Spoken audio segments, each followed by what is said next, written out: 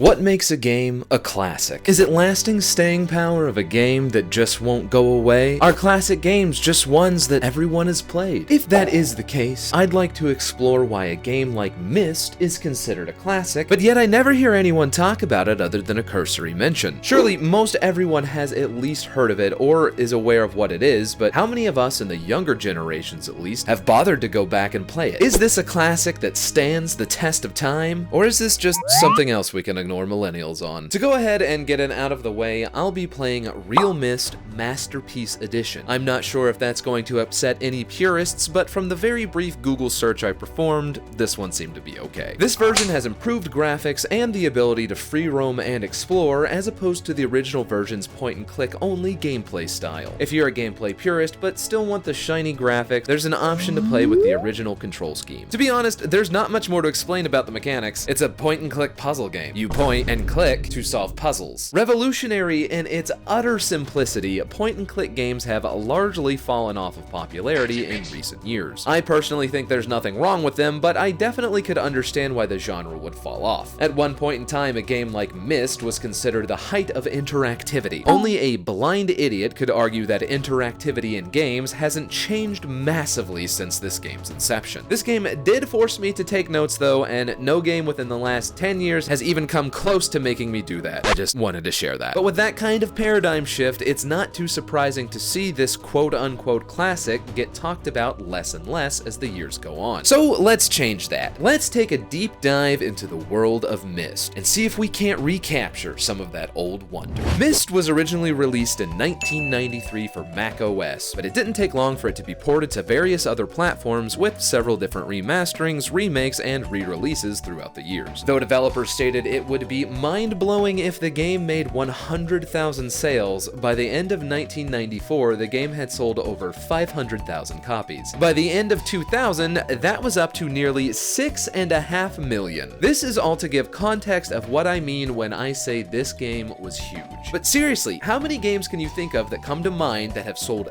that many copies that get talked about as infrequently as Myst? The game was marketed as the surrealistic adventure that will become your world, so I think it's about time we dove into the game itself to investigate. Keep in mind, there will be spoilers for story elements and puzzles, so be warned. Not that I think most people will care, but I know there's at least one person watching that has Myst in their backlog. The place you start is the titular Myst Island. You don't start with much direction, but there are a few notable things you'll eventually see around the island, including a generator room, a clock tower, observatory, and weird fountain thing in the middle. Oh yeah, and the library. That's gonna be the most important room in the game, so get used to seeing it. The library has a single rack of books in the back, though the majority of them are burned to the point of illegibility. Each of them describes an unnamed man going through different worlds he calls ages, and it becomes evident pretty quickly that these are describing the different worlds we'll be visiting in the game. It's also revealed through reading that the narrator is the creator of these worlds that exist within the books he writes. Yes, that's right, this is a video game about books.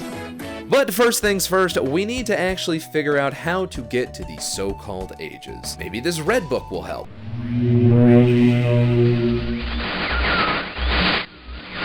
Live. Okay. No, thank you. Maybe the blue one. Fuck! Through the ear-shittingly painful static, we learn that there are two men trapped in either book. Cirrus in the red book asks for red pages, Akinar in the blue book asks for blue pages. Who'da fucking thought? Neither one wants you to get the other colored pages, and they both say that you shouldn't trust the other man. Cirrus seems stereotypically 90s evil, and Akinar has more than a few screws loose. But with no other direction, you have your goal for the game, collecting pages in each of the available worlds. But if you've wandered around the island for more than 5 seconds, you'll know that's easier said than done. To unlock any of the ages on Myst, you first have to turn on all the marker levers. Then, you'll need to rotate the tower behind the library using this painting and pointing the alignment to each of the different age entrances on Myst. This will unlock a clue to get you started in accessing each respective age. To unlock the first age, StoneShip, you're presented with a series of dates. You then need to go to the observatory, note what constellations appear when entering in these dates, and then line them up with the symbols in the StoneShip Age book, and select the correct switches that are lining the fountain in the middle. Hit the right switches and the ship over to the side will return from beneath the waves. On the ship is our first linking book, which takes us to a dark and gloomy world. It consists mainly of a couple wooden ship structures built around a concrete bunker. To the side is a lighthouse that has power lines emanating from it. The trick here is to flip these switches, which pumps water out of different flooded areas, allowing access. Part of the puzzle is unlocking the top of the lighthouse, which houses a battery that provides electricity to the age when cranked. One thing I can't help but notice is how empty it seems to be here. The book about this place described it as having several people living here, but no one seems to be around anymore. Using the telescope at the top and a compass you find in the structure, you get the power back on fully and locate the Myst book, allowing you to return home. I didn't listen to the imprisoned brothers, and I got both the red and blue pages. You can't grab both at the same time. You can only leave the world with one. So if you want to make sure you get all the pages to each book, you'll have to note where the other one is and backtrack. This can be utter hell. Since there's no set order you need to do the ages in, I opted for the Mechanical Age next. To get there, you need to set the clock tower in Myst to a certain time, and then get this gear combination to read 2, 2, 1. Only problem is that doing this with the way the levers move the gears is very much impossible. Believe me, I figured it out the hard way and still kept trying. I'm not a smart man. Now's a good time to talk about how hints work in this game. Because critical thinking is hard, this version of Myst has a hint system built into it. Not sure about the other versions, but this one does, so fuck you. I pulled every combination of the levers I could think of. I even tried to draw a shitty diagram to visualize it. But when I finally broke and went to look at the hints, I realized I'm a big dumb idiot. And the levers can be pulled in additional steps. So that settles that, I guess. The Mechanical Age starts you on a tiny island littered with machinery and gears, and in the center is a large complex with what looks like a throne room and torture chamber. The book for this age tells the story of how this world was attacked by pirates, and that ever since they appeared, the sky was perpetually gray, and it would stay like that until the enemies were all defeated. When we get here, it's very bright and shiny. Again, something isn't right here, but all we can really do is notice it and move on and solve the puzzles. Speaking of, the puzzle here involves rotating the central building using this lovely piece of technology and an odd mechanism that requires you to enter this elevator, go to the top, press the button between the up and down ones, jump out before the elevator goes down, and mess with the levers on top of the elevator that you now have access to. Keep in mind the sounds the simulator makes when you adjust the bridge to each direction. You might need it later. Oh, and by the way, yes, going up the elevator and moving the gears every time you want to move the building is as annoying as it sounds. And I'm honestly not sure if it would be more or less annoying if I played this in the original point and click. On each of the islands are pedestals with symbols on them that you'll need to enter in on the island you started on to reveal the book back to Myst. The red and blue pages are hidden in secret rooms in the center building, so they're not too hard to come back and find once you leave with the other colored page. I'm not sure what a Selenitic is, but it's the name of the next age and is access to the fancy schmancy rocket ship over here. First things first, the generator here needs to be flipped and set to 59 volts. After that, we have access to the inside of the ship, which houses a piano and a weird viewing screen with a few knobs beneath it. The book for this age in the library will be our saving grace yet again, and we find a diagram of the correct keys that need to be played. It's not just playing them in the correct order though. You need to correspond the correct knob under the viewer with the correct note in the sequence. The piano is just here to find the right key. Hope you're not tone deaf. Anyway, this does a good job of introducing the gimmick of this age being centered around sound. In fact, all of the puzzles to get to the ages on Myst do a pretty good job of giving you a hint of what the puzzles in each age are going to be centered around. The main puzzle in the Selenitic Age involves attuning a central tower to the correct sounds from different transmitters across the area. Once you have that, it will show you a specific pattern that you can use to unlock a building near the entrance. And in that building, you'll find waiting for you the absolute worst part of this entire game.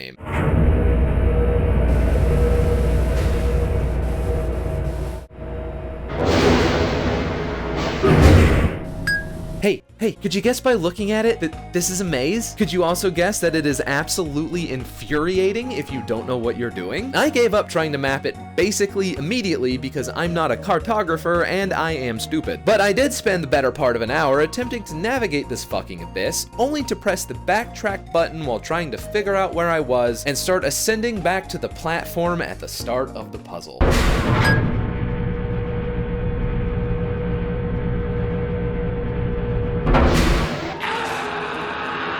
The key to this maze was actually in the age before. The sounds the moving simulator made on each corresponding cardinal direction are the same noises that we'll need to navigate the maze. When you enter a junction that's on the right path, you'll hear the sound for the correct direction play from the little speaker in the corner. You don't need to know the sounds from the mechanical age, and you can navigate this by trial and error, but this is just another reason why it's a smart idea to keep notes for this game. Even when you know the trick, it's still a long-ass way to go, and at the very end, your worst fears are confirmed when you see the Myst book waiting for you. If you want that other colored page, you have to go all the way back through the maze again.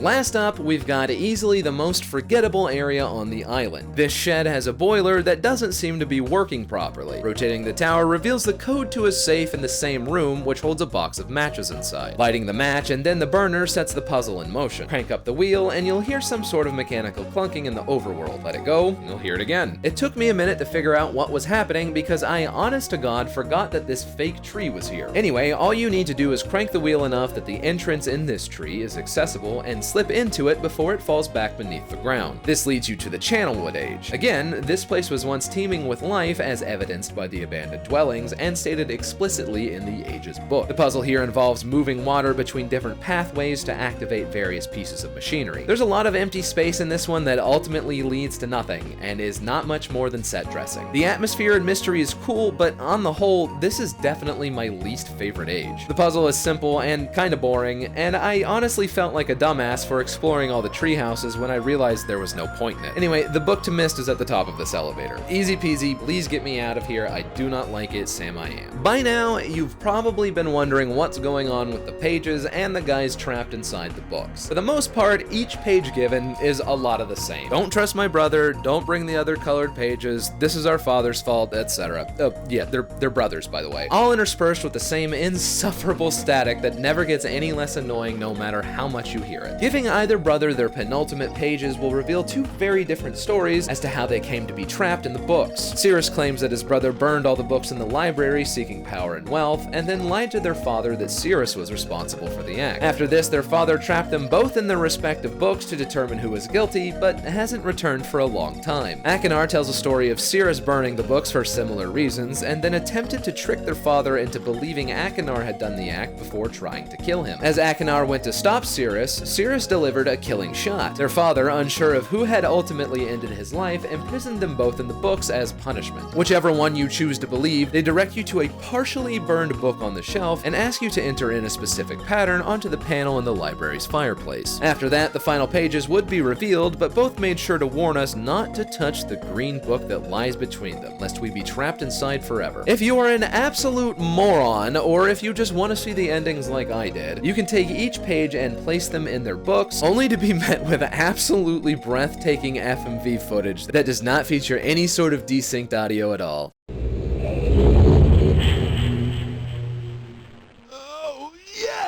Either of these choices are bad endings, where you get trapped inside the book you just freed the prisoner from. Ignoring the two obviously lying morons, opening the green book reveals an older man writing at a desk. Get ready, cause this is the linchpin, the shit that brings the whole story together. This is Atris. He was the author of all the books we read in the library, as well as the creator of the different ages that we've been traveling to. He tells the story of how his sons were obsessed with the blue and red books, and believed that they were secrets of hidden power that their father was keeping from them. In reality, they were a security system meant to trap any would-be intruders into Myst's library. In an act of deceit, they slaughtered the inhabitants of the ages, burned most of the books, trapped their father in the green book, and then presumably proceeded to get themselves stuck in their own static-filled hellholes. To leave the book and the age he finds himself in, Atris needs us to find a missing white page from the book. Doesn't give much more direction than that, just kinda says to go find it. The way to find it is actually present in two of the levels, with a half of a note being present in the Channelwood and StoneShip eras. Make sure all the marker levers are switched on, and then switch the StoneShip lever off. Page was right here the whole time. After you take it back to Atris, he thanks you and rewards you with the freedom to explore Myst and its various ages. Then basically shoos you off, stating he needs to keep writing and that he faces a very dangerous foe. Oh, and it's also implied that he scorches the fuck out of his son's books. This is anticlimactic. I can't lie. Honestly, the puzzles were the main appeal of this game for me, and I honestly didn't realize the plot was progressing through through just finding the pages in each era. Even with that, there's really not much to this ending. I'm not sure if it's the version or if the original release had something different, as this is very clearly hinting at this game's sequel, Riven. More on Riven at a later time. But let's be real. The ultimate reward for everything being the freedom to explore everything we've already explored, except this time with no puzzles to solve, is a real big letdown. So when it comes down to it, is it still fair to call this game a classic? I don't know. I had fun with it. The puzzle solving is nothing new for today, but at the time, it was definitely revolutionary. For contrast though, so was Half-Life 2. I think there's a reason why they might have both been revolutionary for their time, but Half-Life 2 has a lot stronger staying power. And I think largely that is because first-person shooters are still a widely prevalent genre. It's quite literally all some people play. First-person puzzle exploration games are not nearly as popular or even really as made these days. I will say that a lot of the puzzles felt pretty innovative and unique, and figuring them out on my own did scratch a happy itch in my brain. And I think at the time, people just had never played a game quite like Myst. I'm not gonna sit here and pretend to be some sort of gaming historian, but I wouldn't be surprised to learn that this was quite literally the first of its kind. This was also before the time of the ubiquitous internet. You couldn't just look up an answer if you got stuck, and I know there wasn't a hint button in the original version. When you think about it in that context, it's no wonder that this game was so enigmatic. It came at a time when people didn't want to play a game and beat it as quickly as possible so they can move on to the next. The people who made this game a classic took their time with it simply because they had to if they wanted to progress. And they desperately wanted to. It's no wonder that all of that combined made people fall in love and consider it a beloved classic. But at the same time, we live in a world and gaming culture that has, in all honesty, kinda moved on from games like this. I beat it in a few hours, and will probably think back on it as a somewhat entertaining puzzle game, which is a far cry from how it used to be viewed, but I don't think that it's unfair of me to think this way. All of that said, I do think it's still fair to consider this game a classic. It just so happens to be a classic in a game genre that fewer folks are interested in these days. But that doesn't mean it's not good or not worth playing. In fact, I think it definitely is worth playing for the sole fact that it is gaming history. But you know what? Maybe, just maybe, this game's sequel is the thing that makes it all worthwhile. Maybe that's where the lasting legacy of this whole franchise can be found. Shit, man, guess we're going to Riven.